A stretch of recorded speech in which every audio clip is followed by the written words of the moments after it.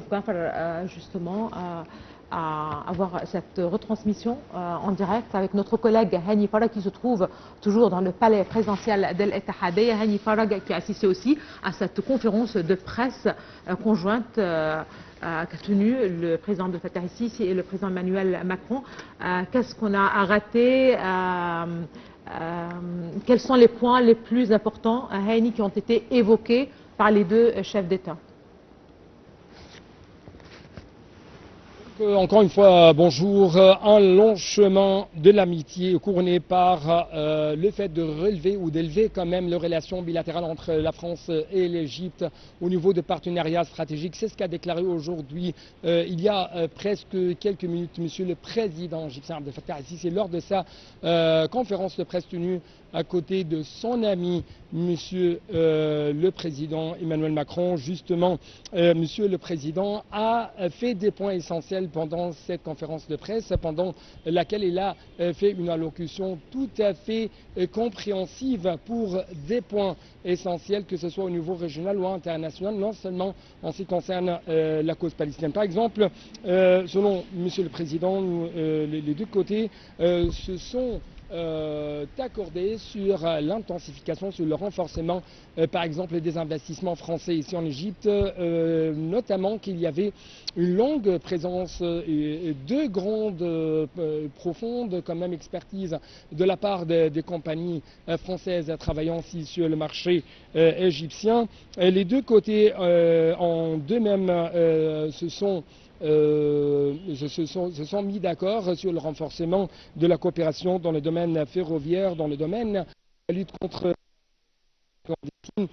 Le président a évoqué le prêt de presque 4 milliards de dollars proposé par l'Union européenne à l'Égypte. Bien sûr, monsieur le président a souligné que ce prêt et ces tranches de ces prêts de l'Union européenne est une affirmation, une confirmation pour le rôle stratégique joué par l'Égypte au niveau régional. D'autre part, on trouve que monsieur le président a bien sûr renouvelé son appel à cesser le feu dans la bande de Gaza. Les deux côtés, selon monsieur le président, ont rejeté tout déplacement des Palestiniens hors de leur territoire et essayent de coordonner les efforts afin d'arriver à une stabilité régionale, afin d'arriver à une paix tout à fait juste. Il faut régler la question palestinienne d'une manière juste pour arriver à la stabilité régionale. C'est ce qu'a réagi en fait monsieur le président quand on parle de la question palestinienne et sa situation où se trouve actuellement au niveau régional. Monsieur le président a également noté qu'il faut arriver à créer un État palestinien tout à fait indépendant sur les frontières de 1967. Quant à la Syrie au Liban, les deux pays, si je peux dire, les deux pays ont attiré l'accord de la France et de l'Égypte de sauvegarder l'intégrité territoriale, de soutenir le gouvernement, que ce soit transitionnel en Syrie, le gouvernement et le président libanais pour réaliser les intérêts d'unité du peuple syrien, jusqu'à ce que M. Macron, par exemple, a dit que nous appuyons, nous consolidons tout gouvernement syrien qui arrive à une société unie, qui arrive à une, si je peux dire, solution tout à fait compréhensive pour les Syriens. Également, on trouve que monsieur le président Abdel Fattah el-Sisi a proposé la question de l'Éthiopie, la question du barrage du Nil, le barrage de la Renaissance, ou de la question du Nil, et toujours la position d'Égypte, c'est de donner le développement aux autres pays du bassin du Nil, mais sans faire nuire aux intérêts des pays comme par exemple l'Égypte. C'est une position tout à fait commune ou quand même partagée par monsieur le président Emmanuel Macron. Monsieur Emmanuel Macron a dit qu'il y a une chose unie et qui, si je peux dire, commun quand même avec l'Égypte, c'est qu'il n'y a pas double standard. L'Égypte adopte une politique régionale tout à fait transparente, tout à fait stabilisante au niveau régional, et ce qui a attiré encore une fois le remerciement, le salut, mais aussi l'hommage du président français Emmanuel Macron en ce qui concerne cet agenda adopté par l'Égypte au niveau régional.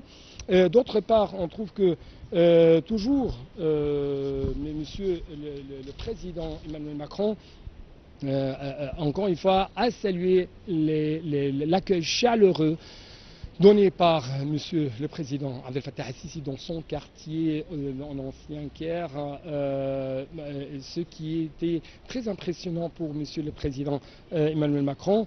Il a dit qu'il est honoré d'être partenaire à l'Égypte, d'être partenaire à ce pays stratégique qui est l'Égypte au niveau régional, vu ces efforts sincères qui sont déployés par les différentes institutions de l'État égyptien et sous la présidence du monsieur Abdel Fattah el-Sisi.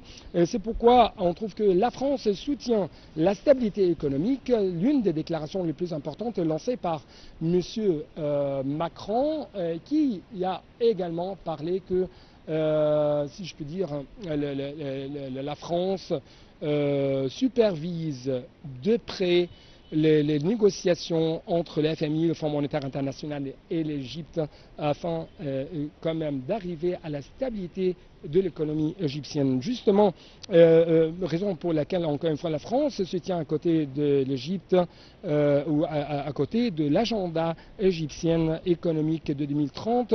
Il a salué quand même le rôle de l'agence de développement français ici qui se trouve ou qui est basée ou quand même qui fait des activités de plus en plus très intenses au niveau de la société, au niveau de l'économie égyptienne.